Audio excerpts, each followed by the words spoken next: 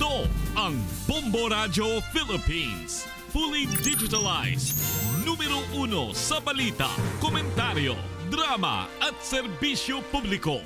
Bombo Radio Philippines. Bombo Radio Philippines. Ang inyong #1 at most trusted radio network in the country. Basta Radio Bombo! This is Bombo Network News Morning Edition, broadcasting live at Bombo Radio Broadcast Center, Makati City, Philippines. Araw po ngayon ng Miyerkules, ika-6 sa buwan ng Nobyembre taong 2024. Mga kabombo Caster Nation, sa atin pong Christmas countdown, 49 days to go, bagong araw ng Pasko.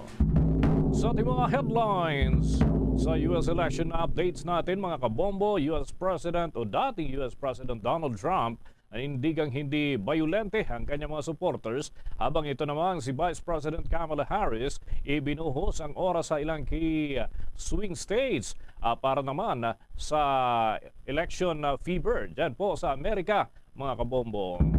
Samantala, ang dalawa ding US presidential candidates na sina Trump at Harris tabla sa Dixville Notch, New Hampshire.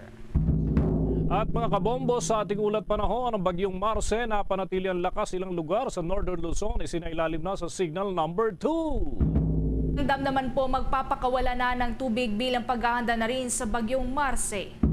At mahigit 2,000 barangay nanganganib na naman mula sa pagguho ng lupa at pagbaha habang papalapit ang bagyong Marce. Si Pangulong Bongbong Marcos naman biyaheng Bicol ngayong araw para mamahagi ng tulong para yan sa mga naapektuhan ng kalamidad. Sa ating balitang palagkasan, Pilipinas handa na para sa hosting naman ng ating bansa ng Futsal Championship Match.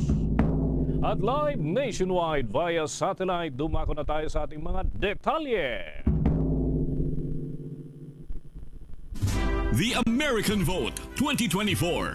The Bombo Radio Philippines special coverage of the U.S. elections. Ngayong November 5, 2024. Tampok ang live updates kasama ang mahigit 150 Bombo International correspondents sa Amerika. Live sa 31 fully digitalized Bombo Radio at Star FM stations. The American Vote 2024. Mula sa Bombo Radio Philippines. The #1 and most trusted radio network in the country. Basta Radio Bombo! Sa atin pong update sa 2024 US presidential election, nanindigan si dating US President Donald Trump na kanyang kinukundina ang anuman pong karahasan sa magaganap po o nagaganap tuwing halalan sa US. Sinabi ito na hindi pa sinusuportahan o kinukonsinti ang sinumang maghahasik po ng karahasan kapag hindi nito matanggap ang resulta ng halalan. Iginit din ni Trump na ang kaniyang mga supporter ay hindi bayolente at ang mga ito ay may paggalang sa resulta ng halalan. Kung magugunita ay marami nga pong mga negosyante sa Washington DC at sa Portland, Oregon dahil sa inaasahan nilang kaguluhan ngayong halalan. Kaugnay niyan, narito po ang paglilinaw ni dating US President Donald Trump. I don't have to tell them that. I don't have to tell them that there'll be no violence. Of course there'll be no violence. My supporters are not violent people. I don't have to tell them that. And I certainly don't want any violence, but I certainly don't have to tell. These are great people. These are people that believe in no violence. Unlike your question, you believe in violence. I don't even want to think about the losing part. I would like to tell all of the people that are online to stay online. We have tremendous Republican lines, and I've been asked actually to say it. It takes a while. I'd like to just make the statement that I'd like the Republicans to stay online. Democrats, if they'd like, they can leave. But I'd like the Republicans to stay on. Samantala, si Vice President Kamala Harris naman ay hindi nagpatinag sa pagod at ginugol pa rin ang oras sa paglilibot sa ilan po mga battleground states bago ang mismong araw ng halalan. Narito naman ang naging pahayag ni US Vice President Kamala Harris. We will win because when you know what you stand for, you know what to fight for.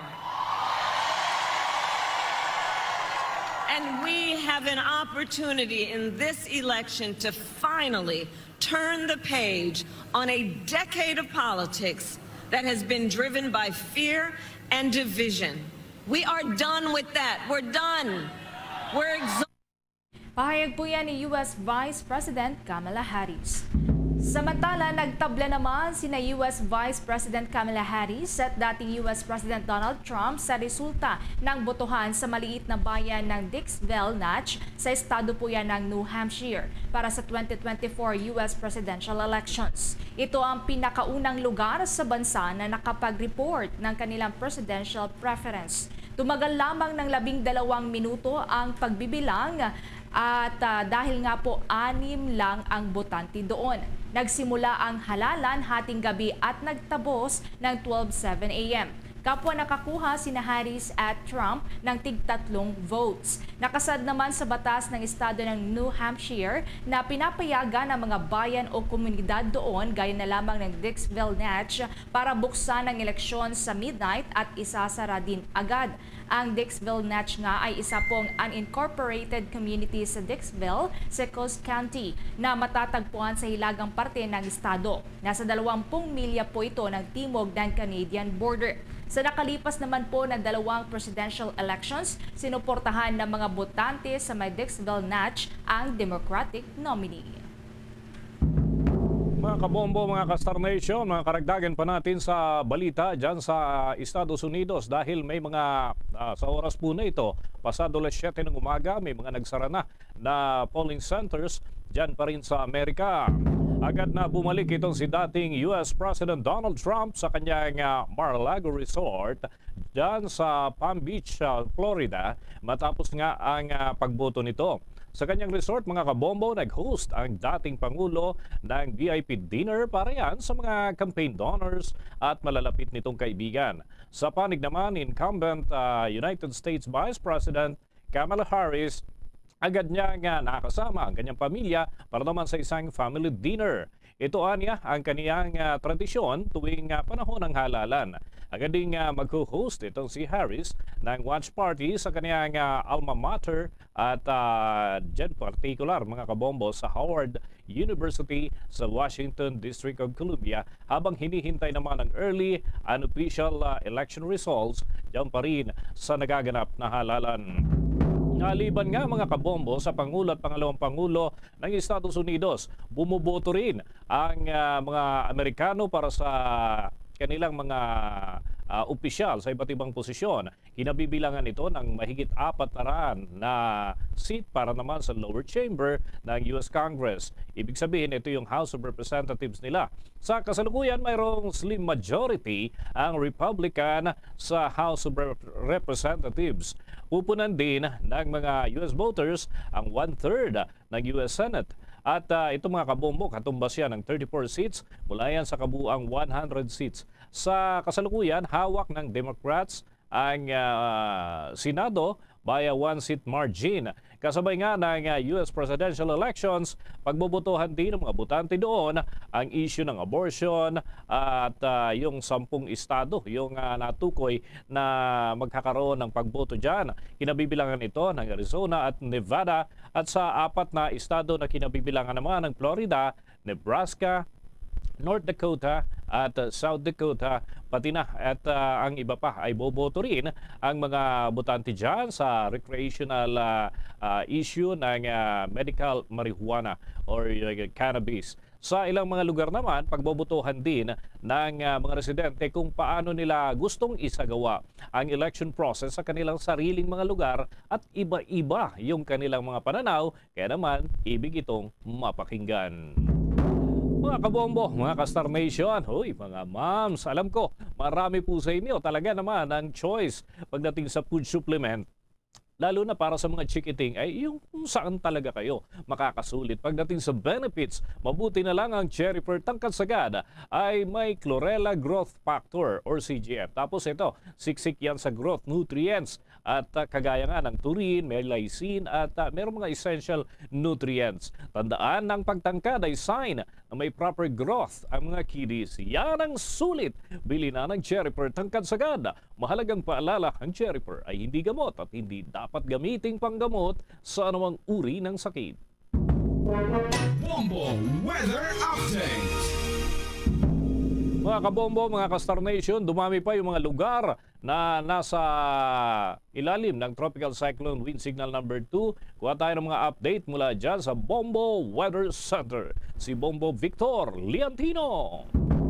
Magandang umaga mga kabombo at ka-Star Nation. Narito ang ating latest update hinggil pa rin yan sa ating binabantayan na si Typhoon Marce. At napanatili nga nitong Typhoon Marce ang kanyang lakas habang patuloy na kumikilos dito sa may silangang bahagi ng Philippine Sea. At batay sa datos ng Bombo Weather Center, huling namataan ang sentro ng Bagyong Marce sa layong 314 km east ng Tuguegarao City sa lalawigan ng Cagayan. May lakas ng hangin na pumapalo sa 140 km per hour malapit sa gitna at pagbugso ng hangin na umaabot na sa 170 km per hour habang kumikilos nga ang bagyo pa northwestward sa bilis naman na 15 km per hour. At dahil nga sa patuloy na paglapit nitong Bagyong Marce, nakabandera na itong Tropical Cyclone Wind Signal number 2 dyan ho sa may eastern portion ng Babuyan Island maging sa may northeastern portion ng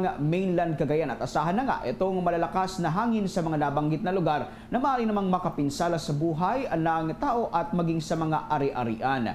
At nakataas na rin itong Tropical Cyclone Wind Signal number 1 sa lalawigan ng Batanes at sa lalabing bahagi ng lalawigan ng Cagayan, kabilang na Hurian, itong Babuyan Island, Ilocos Norte, Ilocos Sur, Apayao, Abra, Kalinga, Mountain Province, Ifugao, northern portion ng Benguet, lalawigan ng Isabela, Nueva Vizcaya, Quirino at northern portion ng Aurora. At batay nga sa latest tracking nitong bagyong si Marce, mga kabombo at ka-Star Nation, patuloy itong kikilos pa northwestward ngayong araw at liliko naman pa westward bukas yan at lalapit dito sa may bahagi ng Babuyan Island at maging dito ho sa may northern part ng Cagayan. At posibleng maglandfall o lumapit lamang dito si Bagyong Marce dito ho sa may bahagi ng Babuyan Island o dito sa may bahagi ng northern portion ng Cagayan bukas ng hapon o Biyernes ng madaling araw. Samantala, lalabas naman ito sa Philippine Area of Responsibility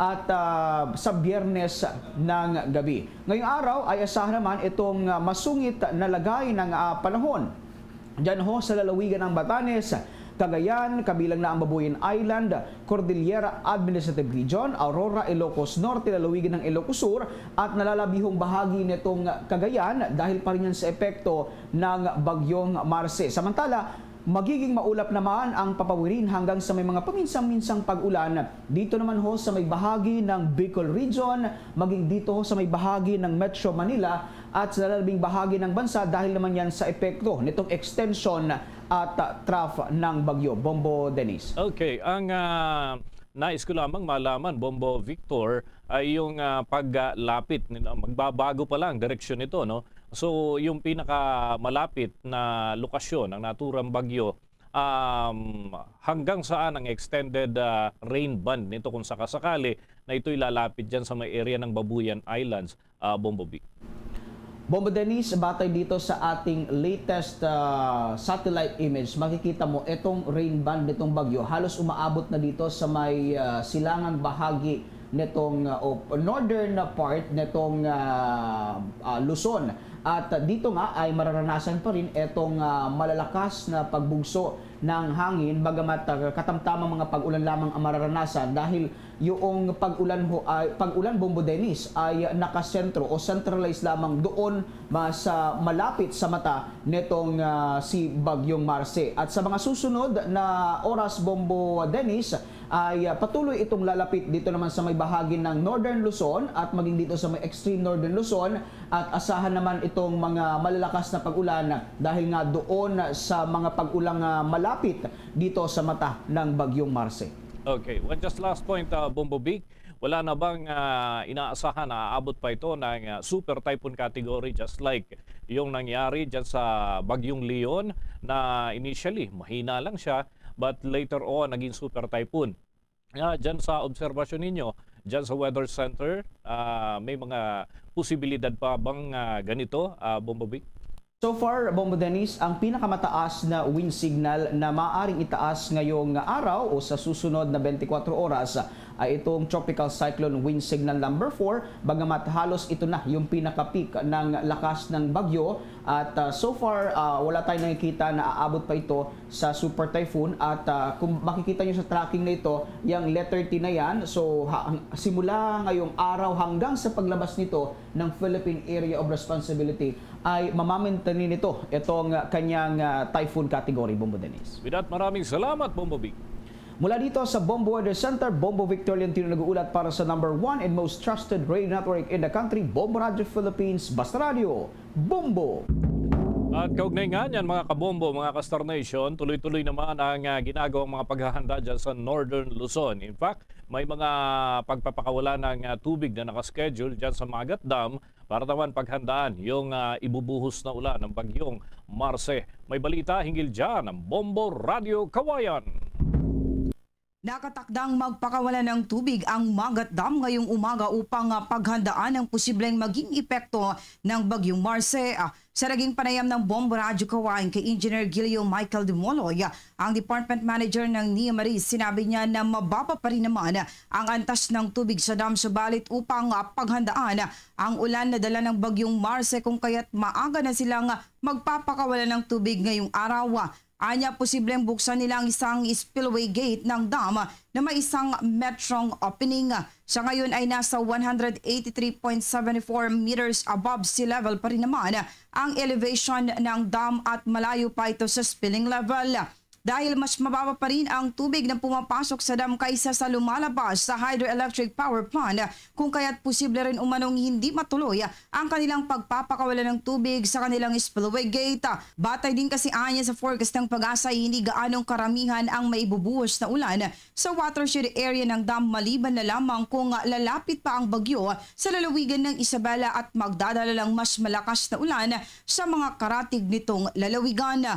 Patuloy naman ang pagpapaalala ng NIA Maris sa publiko na iwasan ang pagtungo sa mga ilog at pagpapastol ng mga alaga sa tabi ng ilog upang makaiwas sa hindi kanais-nais na pangyayari.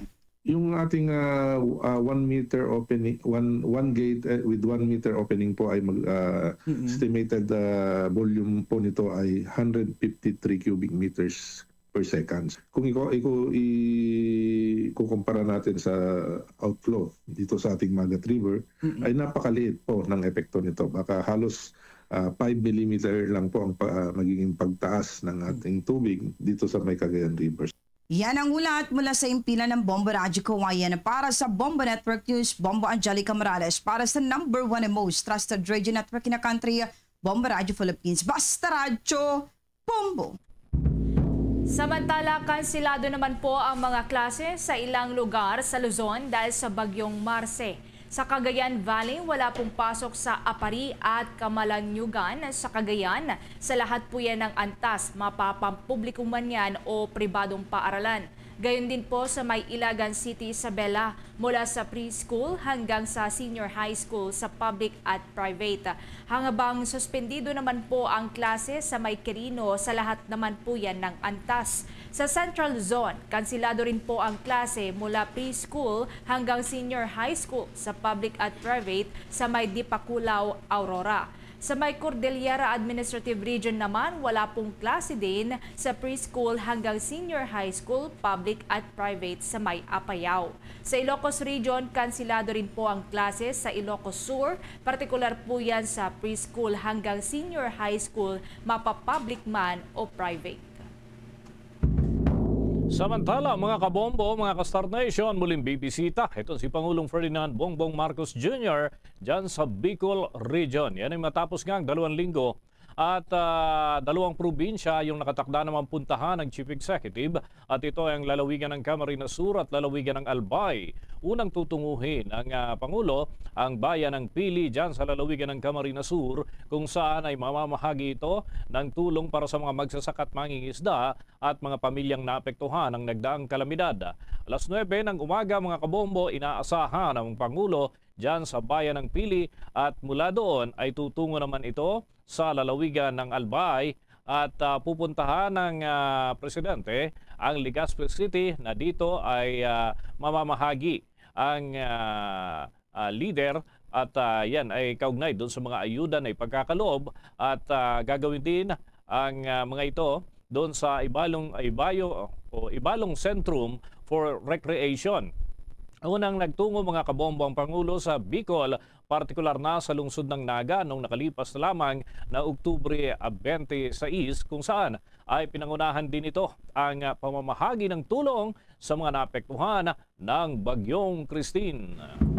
Samantala, nasa mahigit 2,100 barangay naman po ang nanganganib sa pagbaha at pagguho ng lupa habang papalapit ang Bagyong Marce sa kalupaan ng Pilipinas. Ayon kay Department of Environment and Natural Resources Secretary Maria Antonia Yulo Loizaga, vulnerable po dito ang mga barangay sa Ilocos Region, Cagayan Valley at maging dyan sa may Cordillera Administrative Region.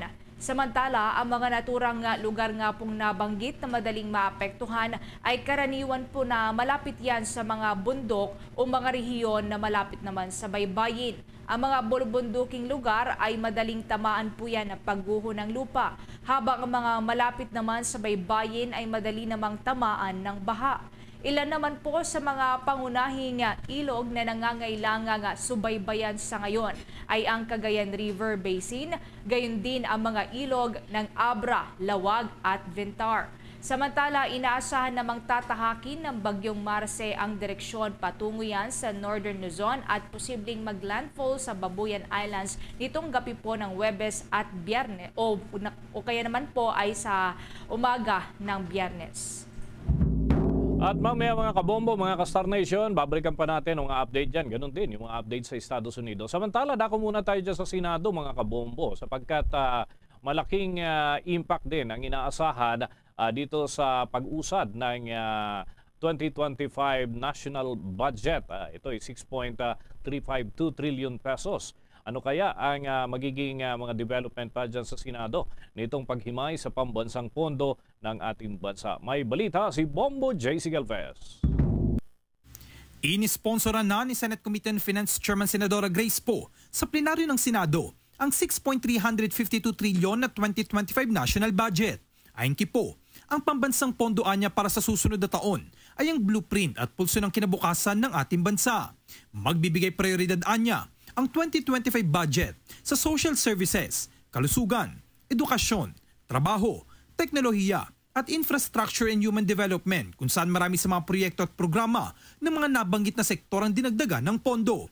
Pinagtibay ng Finance Committee ang pasya ng Kamara na tapisan ng 1.3 billion pesos ang panukalang pondo ng Office of the Vice President para sa 2025. Ayon sa Senadora, ilang beses na silang nakipag-ugnayan sa tanggapan ng Vice Presidente para magsumite ng dokumento na magbibigay linaw sa mga issue tungkol sa kanilang budget, ngunit hindi pa sila tumutugon hanggang ngayon. Kaya naman nagpasya na sila anya na panatili ng halaga ng General Appropriations Bill habang nakabinbin ang pagsusumite at pagsusuri ng mga dokumento. Samantala, mananatili naman ang pondo sa Social Protection Program, kabilang ang natatanggap ng mga senior citizen, Pantawid Pamilya Pilipina Program, Assistance to Individuals in Crisis Situations o AICS programs at iba pang programa. Our social protection programs will also be retained. Higit na 4 na milyong indigent senior citizens ang makakatanggap ng 1,000 piso monthly pension, habang 4.4 milyong pamilya sa ilalim ng 4Ps ang makakatanggap ng 750 pesos health grant kada buwan, education grant na 300 to 700 sa bawat anak na nag-aaral, at 600 pesos rice subsidy sa ilalim ng Pantawid Pampamilyang Pilipino Program or 4Ps. May pondo pa rin ang Assistance to Individuals in Crisis Situations or AICS program na nagsisilbing lifeline ng 6 na milyong beneficiaries na namatayan, na pilitang matigil sa pag-aaral, na biktima ng pang-aabuso, na stranded or nawala ng tirahan. Sa ilalim naman ng Pambansang Pabahay para sa Pilipino Program or 4PH ng DHSUD, mahigit na 100,000 pamilya ang mabibigyan ng socialized housing units. Upang hindi na maulit ang mga katulad na kaso ni Alice Go, siniporta ng Senado ang Automated Biometrics Identification System ng Bureau of Immigration na magsusulong ng biometric verification at cross-matching ng mga criminal database para sa mga pasaherong pumapasok at lumalabas sa ating bansa. At para mapigilan ang mga Alice Guo na makalusot, pinaglaban ito ni Senator Risa. The Senate shall support the funding for the Automated Biometrics Identification System of the Bureau of Immigration, which will introduce biometric verification and cross-matching with criminal databases for passengers entering and exiting our ports of entry. Nagkaroon naman ng karagdagang pondo sa hanay ng defense. Sa hanay naman ng defense, we are providing our armed forces, National Security Council, and the National Intelligence Coordinating Agency with substantial increases. In a rapidly evolving world where tensions escalate in a snap of a finger, our military must be adaptable, capable, and technologically advanced to face any security threats. Para naman sa kapakanan ng mga guro at mag-aaral, pinaglaanan din ito ng Senado ng pondo para sa susunod na taon. Binantayan natin ang 9.9 bilyong budget para sa teaching materials ng ating mga guro. This is a staggering 106% increase from the 2024 budget after the passage of the RA 11997 or the Kabalikat sa Pagtuturo Act. We also left intact the budget for education assistance programs and subsidies and the continuation of the free tuition under the Universal Access to Quality Tertiary Education Program. Siniguro niyo po ang pagkakaroon ng accountability sa bawat sentimong gagastusin sa budget kung saan kinuwestiyon at binusisi nila ang kada ahensya sa kung saan gagastusin ang mga hinihinging pondo. Para sa Bombo Network News, ako si Bombo JC Galvez, nag-uulat para sa #1 and most trusted radio network in the country, Bombo Radio Philippines, Basta Radio. Bombo! Samantala sa karagdagan pa pong balita, ipinaliwanag ng Commission on Elections ang irregular na pagtaas sa bilang ng mga bagong botante.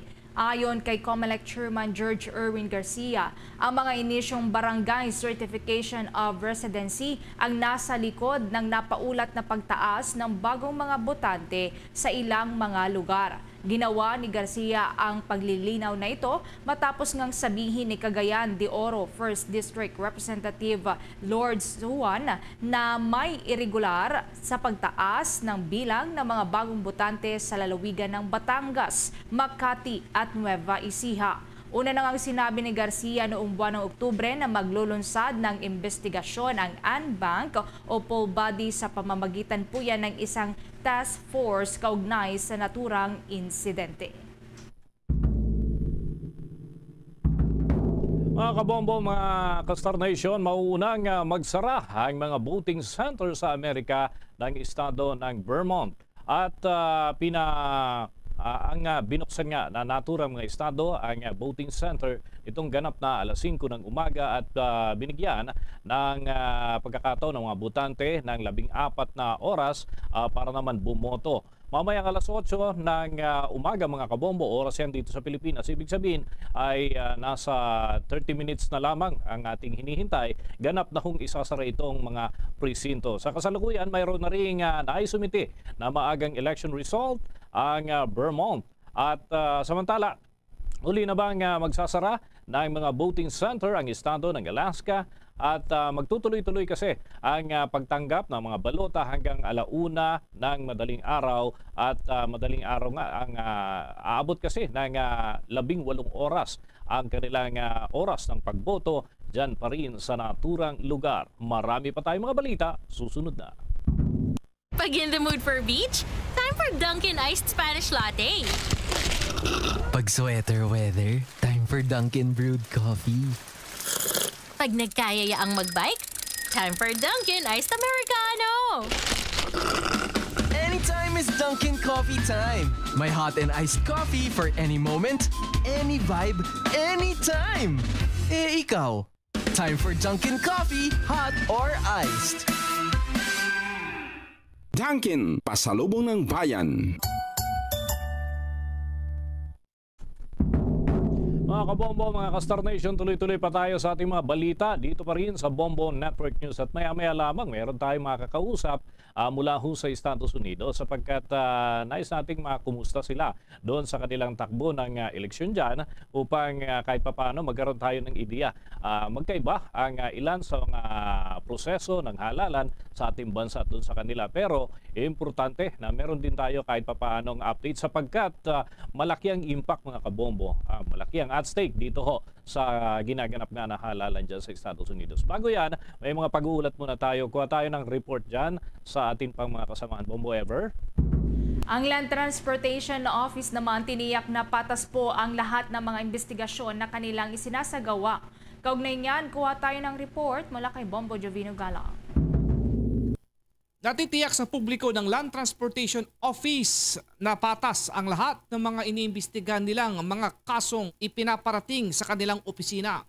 Sinabi ni LTO Executive Director Attorney Greg Pua Jr. na lahat ng mga anggulo at mga detalye ay kanilang hindi kinaliligtahan para tuluyang maging patas ang investigasyon na kanilang isinasagawa. The investigation is still ongoing. So, ang nalaman na po talaga natin dyan is yung plaka po ay peke. Ngayon, inaalam natin kung sino po yung nagmamayari ng sasakyan because it may challenge dun sa on that part because kung makikita po natin yung vehicle, harap and likod, nakalagay siya 7. And then, so we are now coordinating with other agency, baka nakita ito sa sasakyan na ito or may ibang nakakaalam kung saan po at sino may-ari sa sasakyan. Humingi rin ito ng tulong sa publiko na huwag mag-atubiling magsumbong sa kanilang opisina ng anumang mga uri ng paglabag sa trapiko para agad nila itong matugunan. Nagiging challenge lang po talaga sa amin ngayon dahil nga po 7 yung nasa harap, 7 yung nasa likod. And nakita naman po natin sa video, wala po tayong ibang makita na identification ng sasakyan. That has been the challenge for us. Wala po kaming pinagtatakpan dito. Rest assured po na once we determine po kung sino po ang registered owner at malaman din po namin kung sino po yung driver, the appropriate penalty will be imposed. We are really working triple time here and we want to finish this kung kaya namin bukas or within this week para malaman lang namin kung sino yung registered owner din. That's the first step na medyo challenging because of the situation. But once ma-determine na po namin yun, we will resolve the case faster. Ako si Bombo Jovino Galang, nag-uulat para sa #1 and most trusted radio network in the country. Bombo Radio Philippines, basta radyo, Bombo!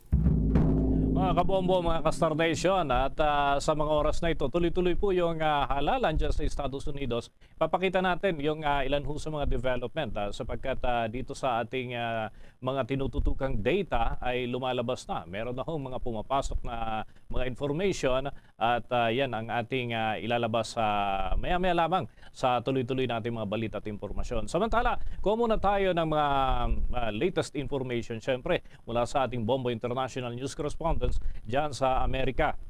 Dito ho sa area ng Arkansas ay makakapiling ho natin. Isa ho itong former election commissioner at voter protection director dyan sa Arkansas.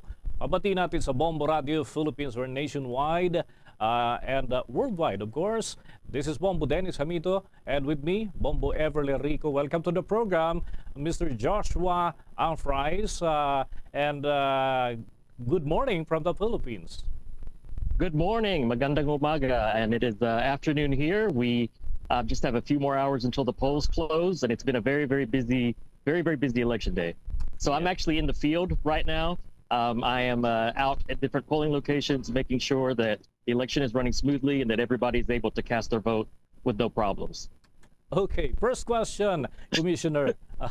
What is the synopsis of this U.S. elections this year for the general knowledge of everybody? The synopsis of this 2024, the American election. Well, that's a great question. This is definitely a very epic election this year. We have basically two schools of thought. I will say that I think everyone can agree with me, regardless of which party they're a member of, that America has never been more at odds.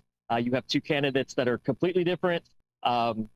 It's whichever candidate wins, it's going to be a very epic, historic moment. And it's actually a razor-thin margin. All the polls are predicting a 50-50 split, so it can really just go either way. We don't know what's going to happen. Okay, Commissioner, based from our data gathered from our some other correspondents there in the U.S., so far our data is saying that Trump is leading for some areas. But of course, this is a partial or unofficial and initial information. Right. What's your observation so far in terms of the data transmission of those casted votes, Commissioner? Yes, well, it's still early in other states, like on the West Coast. They still have, well, I think in California it's only 3:30 now, so they still have 4 more hours to vote. So some of the states that traditionally do vote Republican, they're already finishing up their elections for today.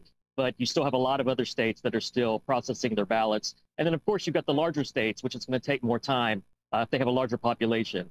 Arkansas is a very small state. It's only about 3 million people, so we'll be done very quickly today. But other states like California and New York will be going probably into the wee hours of the morning. So it's Trump may be up a little bit right now, but in larger, more urban areas, they tend to vote blue. So I'm sure we'll see some votes come in for Kamala Harris. So again, it's going to be really, really close this evening. I see. As a former election official, have you observed some, what do you call that, election-related violations so far committed by both camps, Commissioner? Yes, I have. So I don't know if your viewers are familiar with electioneering, but you're not allowed by law to go into a polling location wearing a shirt that says Kamala Harris or Donald Trump, or a button or a MAGA hat or anything like that. So we've seen a lot of those violations because that could be considered trying to influence your fellow voters. So in those instances, we ask them to take off their hat, take off their button, change their shirt, or maybe put a jacket on top. There's also been some issues with people moving signs for candidates that are outside the polling locations, taking them down or damaging them. But nothing major, just small issues like that. For some other questions with me is Bombo Ever Rico. Bombo Ever with some of your questions. Please, Siggy. Okay. Which states do you think, sir, are critical right now for both camps between U.S. Vice President Kamala Harris and ex-President Donald Trump? Oh, which states are going to be our swing states? Well, definitely Georgia again, which was so important in the last election. Pennsylvania, Arizona, Michigan, and of course Nevada. Nevada, about 12% of the voters are Filipino American. So Nevada could actually be swung by the Filipino vote. So some of my colleagues and I, we've been doing phone banking and text banking and making sure that all the Filipino Americans in Nevada and Las Vegas are coming out and casting their vote, because they could be a very, very pivotal role in swinging Nevada either for Kamala Harris or for Donald Trump. All right. And based on your monitoring or observation in the past U.S. election, are there any states in America that were previously red or blue states that might be changed during this 2024 U.S. election? Yeah, I think any of those swing states I mentioned before, Georgia, especially, Georgia swung blue for Biden, but very, very small margin. I think it was less than 1%. So Georgia is a state that's got a lot of electoral votes, and it can kind of go either way, just depending on the turnout. So I think Georgia is definitely one of those to watch that can go either way. Okay, going back to me, how many days before the election results are announced? Very excited. Everybody's excited to hear those information, Commissioner. Well, we actually find the results pretty quick here in the U.S., so I'm hoping by late tonight, or maybe at the latest tomorrow morning or midday, we'll have an answer.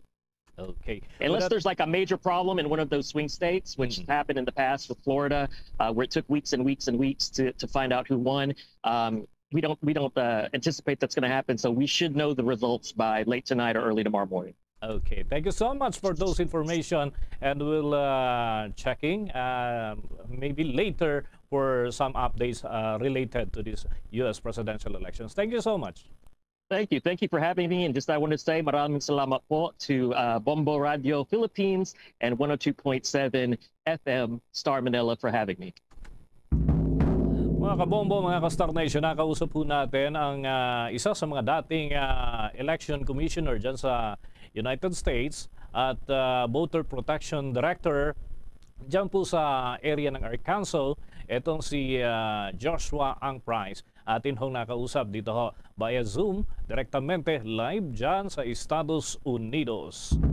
Samantala, sa iba pa nating mga balita, ipinagutos ni Justice Secretary Jesus Crispin Remulla ang pagbuo ng task force na binuo ng mga prosecutors at mga tauhan ng National Bureau of Investigation para naman imbestigahan ang extrajudicial killings o kaya naman ay war on drugs ni dating Pangulong Rodrigo Duterte. Base nga sa inisyo ng Memorandum Order No. 778 na may petsang Nobyembre 4, nakasaad ng task force ay pangungunahan ng Office of the Secretary at mag-iimbestiga sila hinggil dito at tutulong sa pagsasagawa ng case build-up at kung kinakailangan ay maghahain ang kaukulang mga kasong kriminal sa korte laban naman sa mga salarin at lahat ng sangkot sa extrajudicial killings at yan ay sa kampanya kontra naman sa illegal na droga nitong nakarang administrasyon.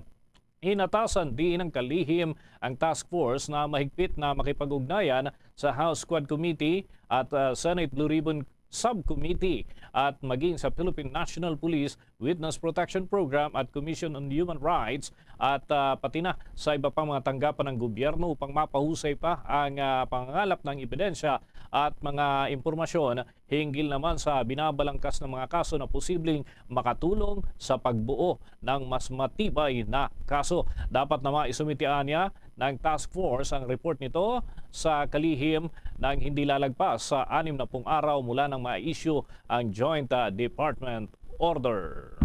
Samantala, tiniyak naman po ni Pangulong Ferdinand Marcos Jr. na papalawakin pa at daragdagan ang pondo ng dalawang malalaking flood control projects. Ito ay sa harap na rin po ng naranasang matinding pagbaha sa iba't ibang lugar sa ating bansa kasunod ng mga nagdaang bagyo.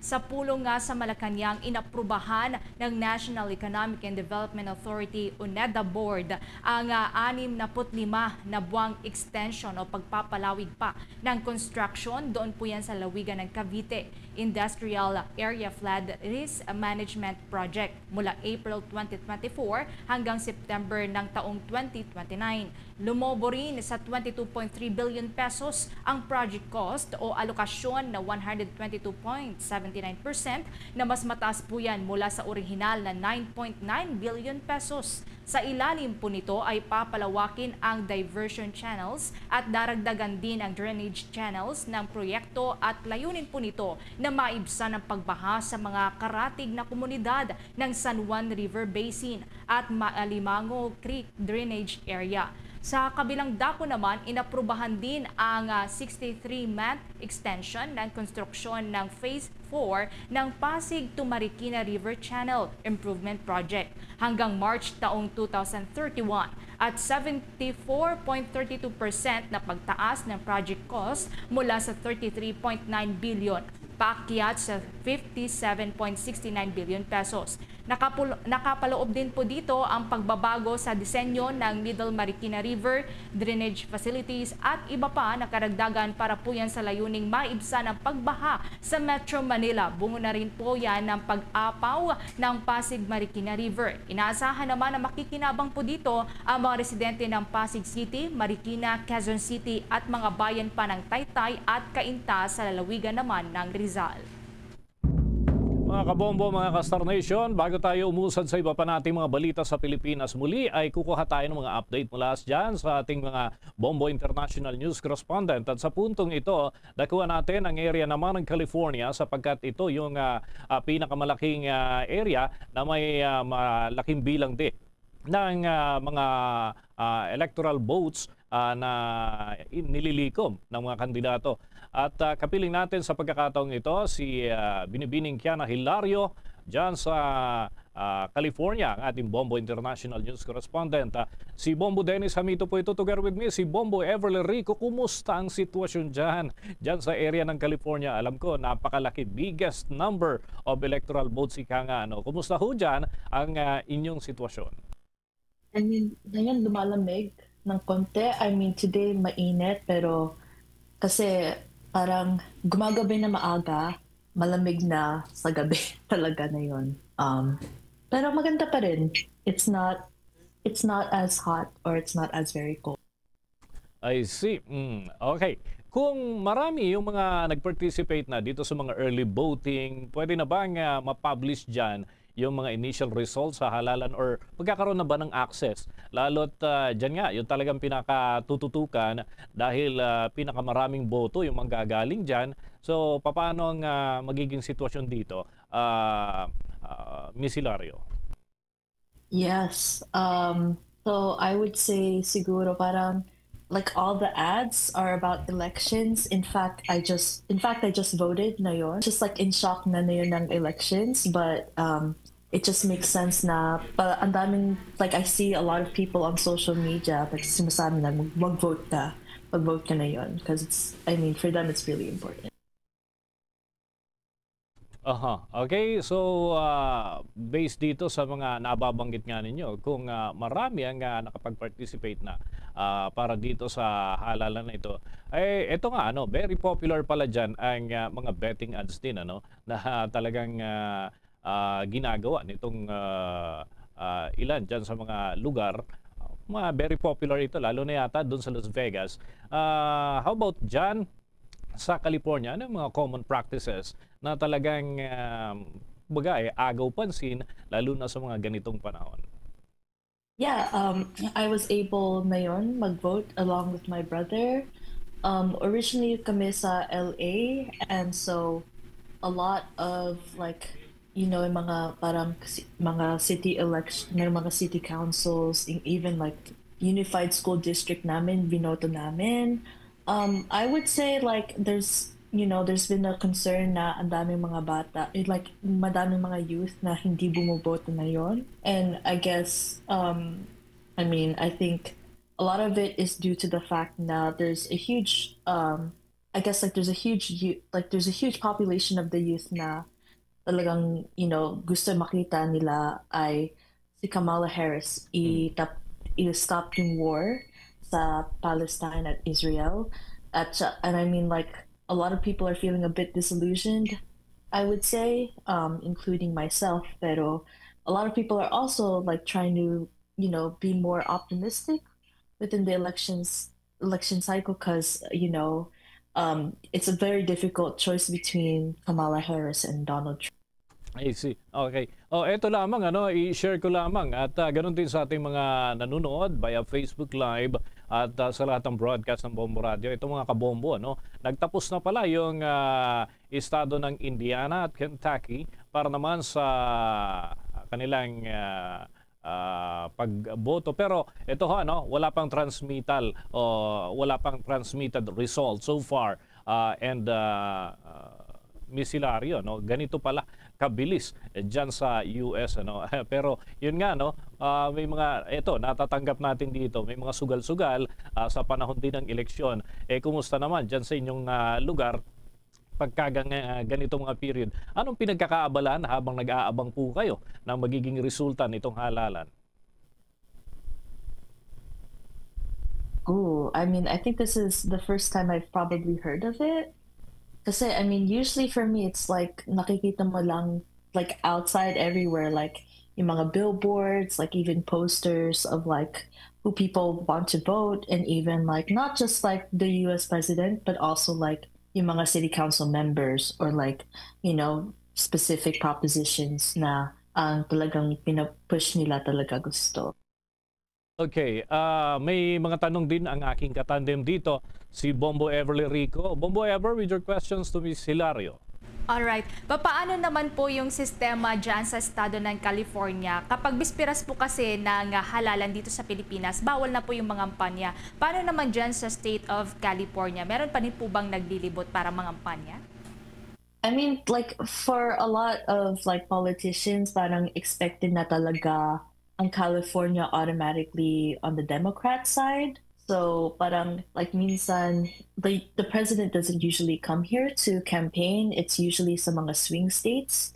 Like I think it's interesting na sinabi mo na hindi pwede ka mag-campaign right before the elections in the Philippines. But like for example, yesterday Kamala Harris was actually in like Pennsylvania, which is one of the states na swing states, because like I mean in 2016 Donald Trump was able to win that state. But I guess like right now it's just I would say like it's more of the local officials that are more out, I would say out, like that are campaigning more than like the national government, like the US president as well as the senators, kasi like parang expected na for a lot of like political strategists na like Democrat or blue wave ang California. Alright. As of now, the election is ongoing po. Pero based on your observations sa mga previous na mga elections, gaano naman kaya katagal bago malaman po itong election results dyan sa state of California? Yeah, I mean, I would say like the first election that I really remembered was 2016 because I was 14 at that time. And I remember like those results, we got that like at midnight, and like I think it was also just really scary at that time because like not a lot of people in LA really wanted Trump.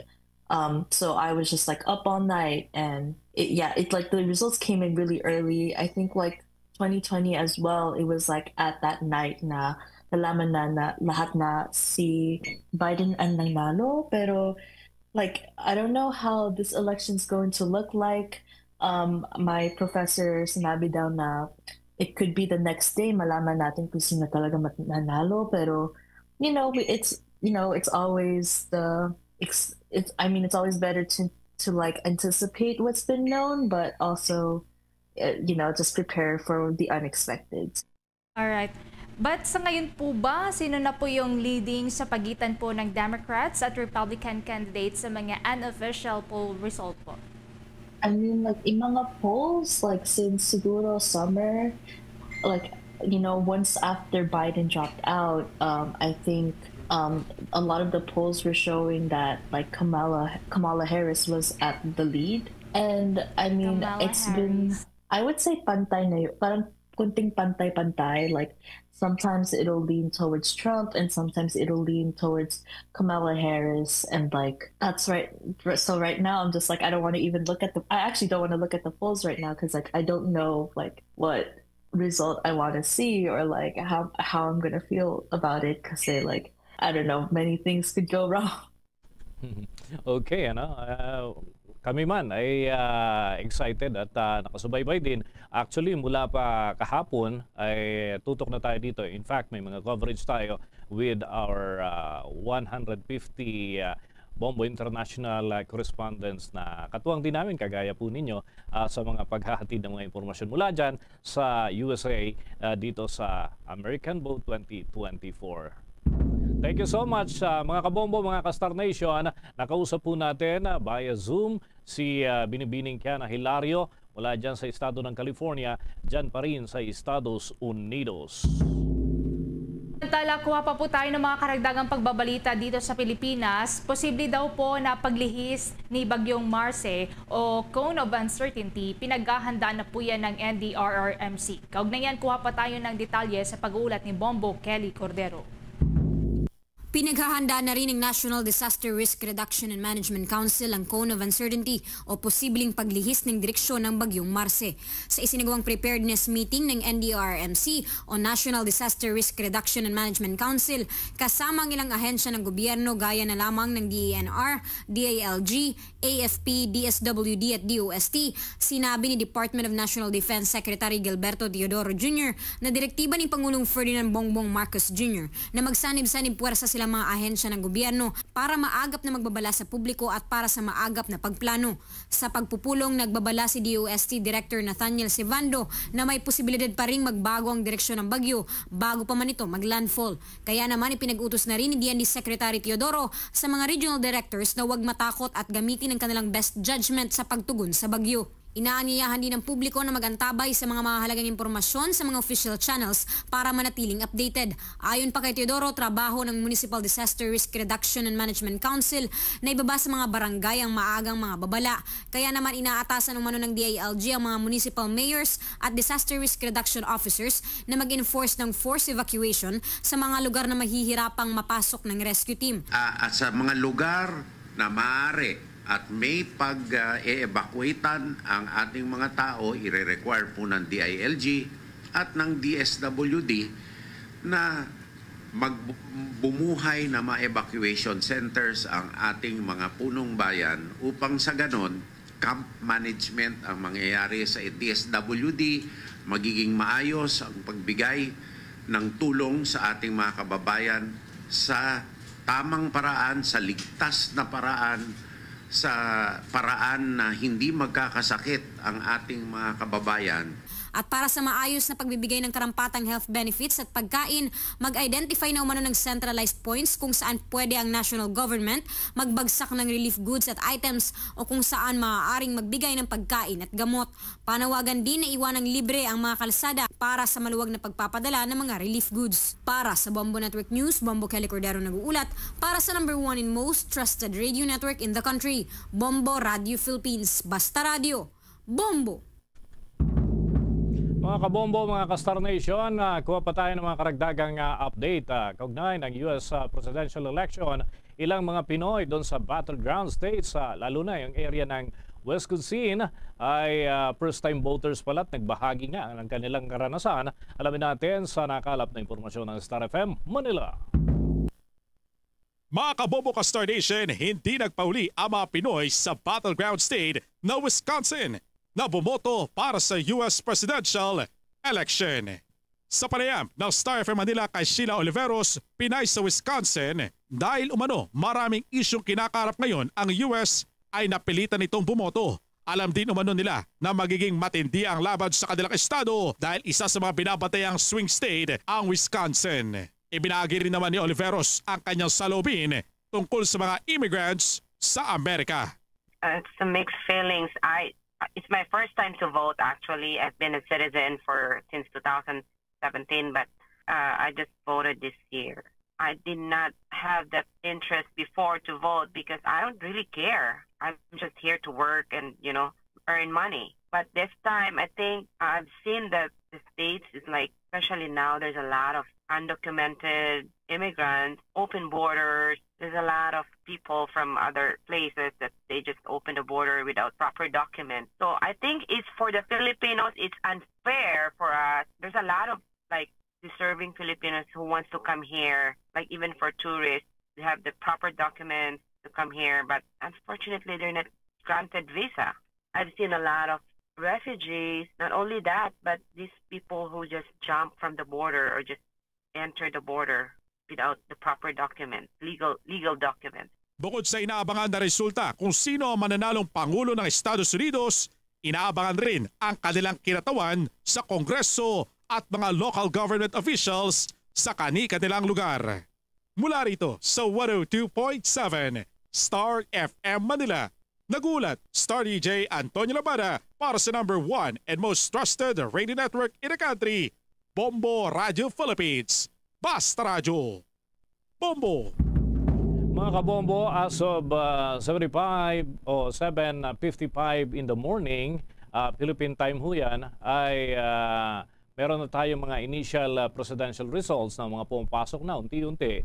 At dito nga kay US President Donald Trump, pinapakita natin mga kabombo yung ating oras dyan na binibilang. Iniintay na natin mga kabombo para naman dito sa pagsasara na ang kanilang election Si Trump ay meron 263,456 at yan ay katumbas nga ng 60.5% votes. At ito namang si Harris, 164,736 at yan ay katumbas ng 37.8%. So mga initial pa lamang po ito mga kabombo mula sa mga particular states na nagsipag sumite ng resulta ng kanilahong eleksyon. Bombo Foreign Exchange Update. Para sa mga nag-aabang naman sa palitan ng piso kontra sa foreign currencies, na itala ang katumbas ng isang US dollar, 58 pesos 31 centavos. Hong Kong dollar, 7 pesos 49 centavos. Singaporean dollar, 44 pesos 13 centavos. At Saudi Arabian Rial, 15 pesos 51 centavos.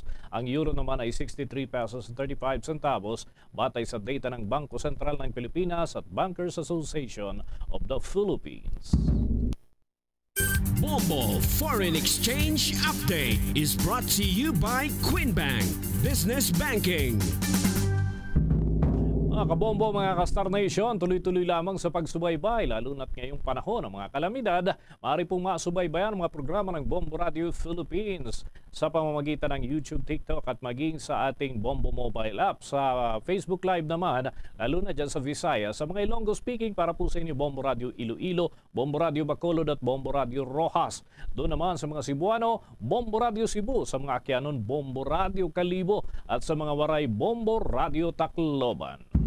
Mga kabombo, bago po tayo magtapos, samahan niyo po kaming manalangin ng Orasyon Perata for deliverance from calamities. We raise our hearts to you in gratitude for the wonders of creation of which we are part, for your providence in sustaining us in our needs, and for your wisdom that guides the course of the universe.